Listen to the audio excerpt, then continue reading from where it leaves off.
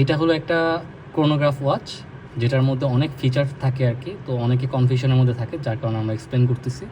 Chronograph ওয়াচের সেকেন্ডের কাঁটাটা হলো বেসিক্যালি এই যে ছোট কাঁটাটা ঘুরতেছে, এইটা হলো আপনার সেকেন্ডের কাঁটা।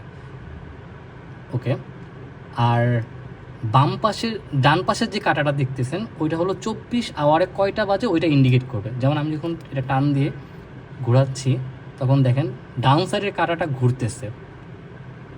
এখন আমার 6টা বাজে, সকাল 6টা বাজে এটা ঘুরতেছে।